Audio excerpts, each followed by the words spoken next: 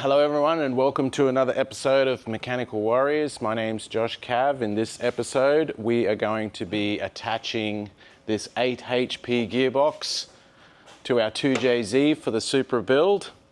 To do that we're going to be using this adaptation plate that I got from, I don't even know where we got this from.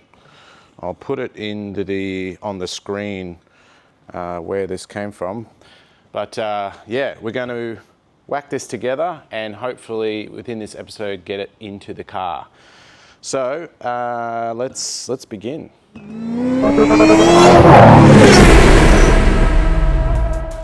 Okay, I know what you're all thinking. Why are we putting an automatic gearbox into our Toyota Supra?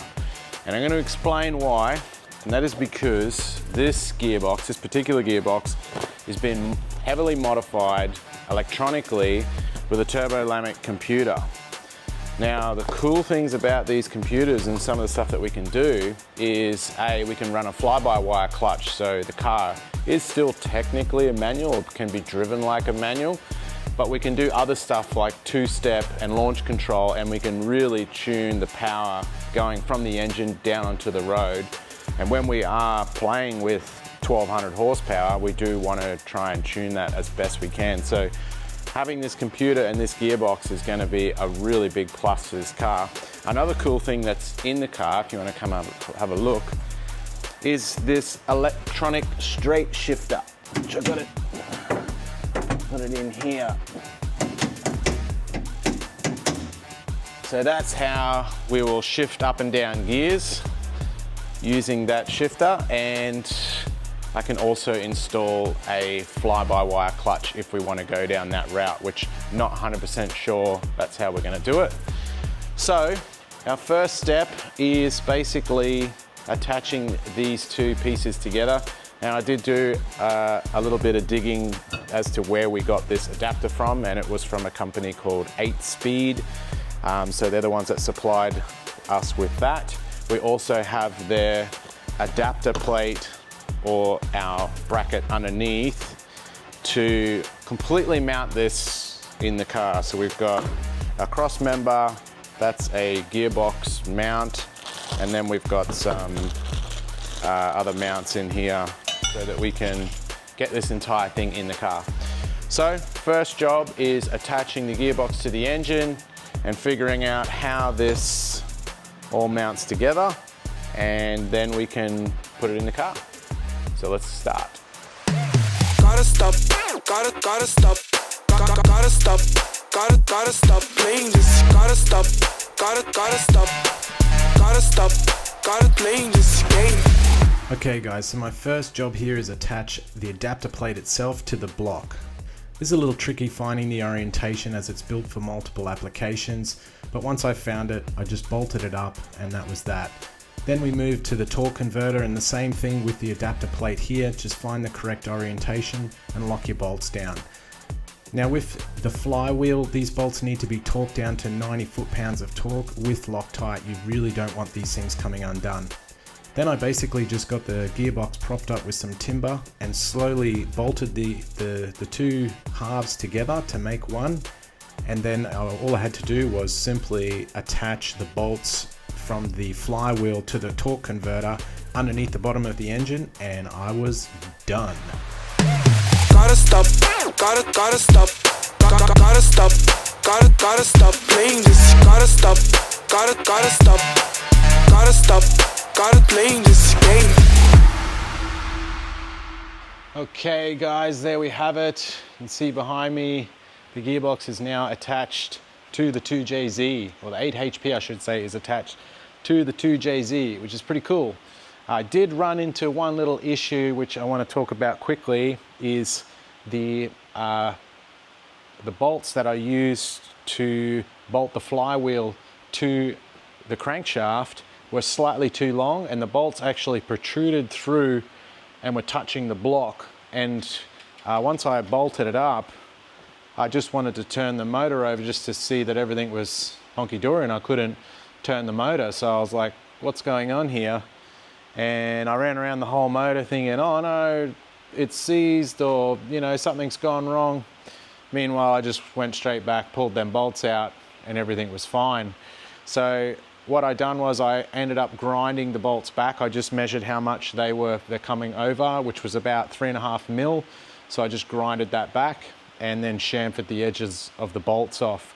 So just a little tip, if you are putting together something like this that's not, what should I say, not from the factory, then these are sort of things you really want to make sure that are not touching, is your bolts going through that crankshaft and into the crankcase of the engine. So that's pretty much it. I did have another issue with this.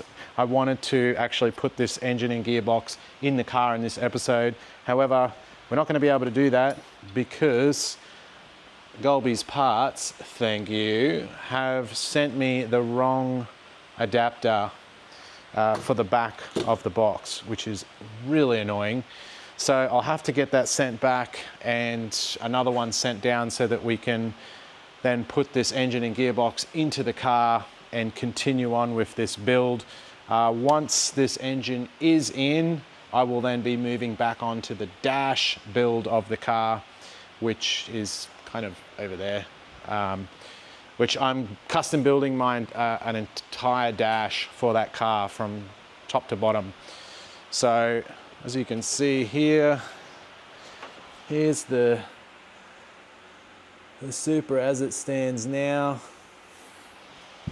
And then obviously the back, this is the back parcel shelf that we did in a later episode. That's all going to be covered with diamond stitched leather that I got from the States. And it's going to be really interesting, this gearbox, because I can't wait to start playing with this Turbo-Lamic computer. Being able to control the torque settings, like how much power is going from the engine down to the wheels, that's like so awesome, especially when you're playing with huge horsepower with this. One of the things that I want to do is I want to be able to have the straight shifter. When I change gears, I'll be retarding the timing so that we'll shoot mad flames out of the back as we change through gears. But also, if I want to do two-step at speed, I can just press a button, hold the speed that I'm on, send the motor into crazy friggin' launch mode, blowing flames and pops and everything out the exhaust, and then as soon as I let go of that button, it will just launch at whatever speed that we're doing when I press the button. So this is all the stuff that's possible with this type of computer, with the Turbo-Lamic computer, in combination with the Heltec computer. So there'll be a lot of videos coming up on playing with that once I get to that stage. But unfortunately, I'm now waiting for parts for the RX-8 and now the Supra, which, story of my life, seem to always be waiting for parts. Anyway, I think that's going to conclude this video. Listen guys, it really helps me out if you guys hit that subscribe button, and it doesn't cost anything, but it really makes the channel move forward and enables me to continue making content like this for you guys. So if you've found something useful in the channel or you like it, please consider liking and subscribing to the channel, and I will keep making awesome videos and awesome race cars for you guys to win. So I'll see you for the next one. Cheers guys, have a good one.